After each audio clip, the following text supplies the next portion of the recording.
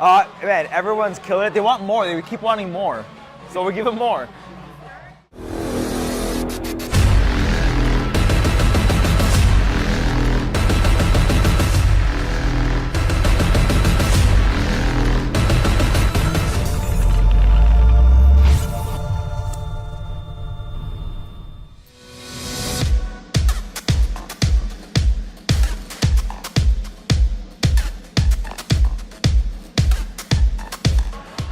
Man, everyone's killing it. They want more. They keep wanting more.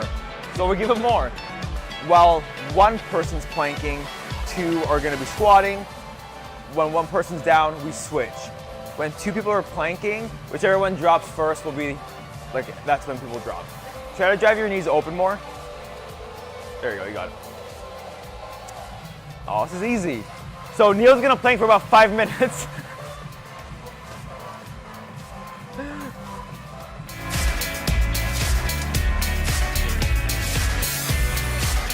Oh, meaning like together. You got like he was going quick. You guys are way off. There we go. Shouldn't it be this way?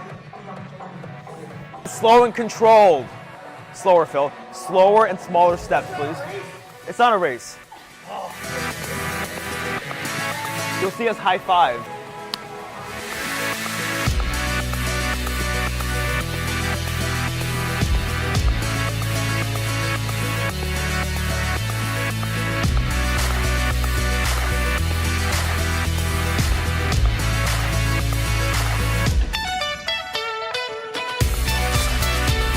The bear crawl doesn't get to you until you're like halfway there. Yeah, it's just a bird on the way. Yeah.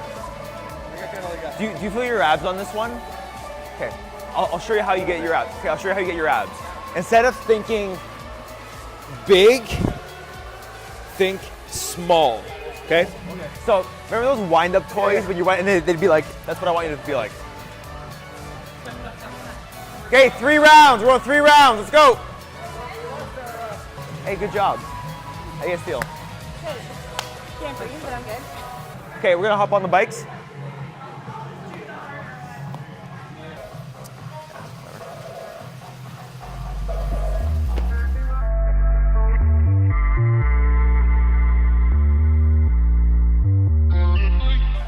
Keep me on my toes, guys. Keep me on my toes. Pain is temporary, quitting is forever, brother.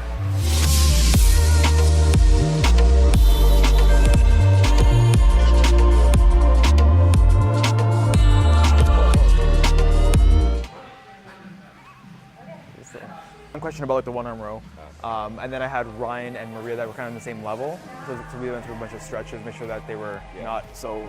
I ran into Matt's dad at Starbucks, so Yeah. I was like walking in, I was like, hey. I'm supposed to be training your son right now. No, he goes, he's like, no, we got to take off early to Brantford or whatever, right? So, Do you buy me a coffee? no, actually, I want another one. take a run? No, it's fine. Okay, what's next? It's so nasty out. Can't stand this weather. So I'm like a shorts and t-shirt kind of guy and can't stand the snow. It is what it is. No, you're not. Please don't. I get awkward with the cameras. I'm not that famous. Fuck. This is like the worst spot. Okay, here we go. Coffee time. I'm so excited. And I'm not getting anything for Tyler. All right.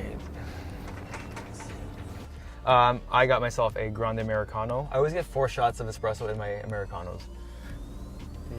They come How'd with, you get involved with this? Like What? doing gym stuff? Oh, my coffee? I needed some energy, so I drank coffee. With the gym, so it's funny. So I was talking to a client this morning about that. So I remember I was working at Guess at the outlet mall when I was like 18. Hated that job.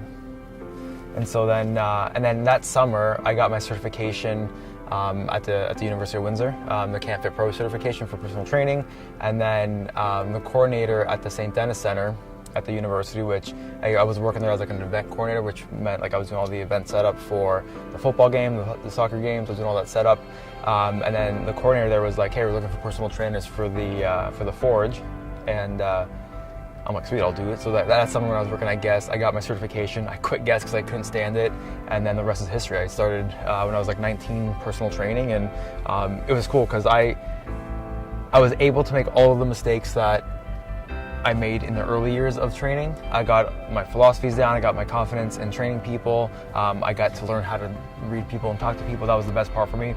It made me self-aware, and then where I am today at 12, 13 years after that, I'm like, holy shit, I have all this skill to talk to people, to make sure that they're happy, they're satisfied, and I've kind of built that over the course of 12, 13 years, and like it's like a blink of an eye that it's happened. It's not even like, you know, people say, oh, it's like it probably happened overnight for you, but like, man, like 12, 13 years plus. Crazy, right? Like, and like, for me, it's like a blink of an eye.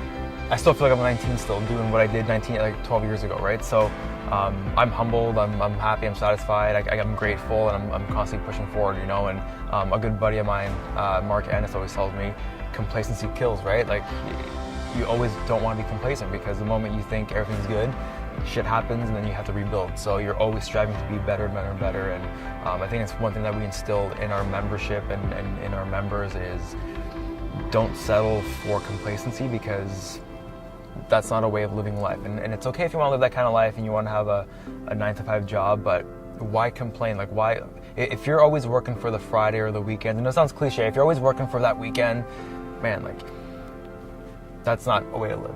So like, why not be happy in what you do? And I get that not everybody can be a business owner or do what they love because their passions lie in somewhere else, but spend time doing what you love when you're not working. That way you have something to look forward to at night, whether it's working out, whether it's art, whether it's dancing, whether it's singing. Do it when you're not working. Make yourself happy, at least in the meantime. That is my rant.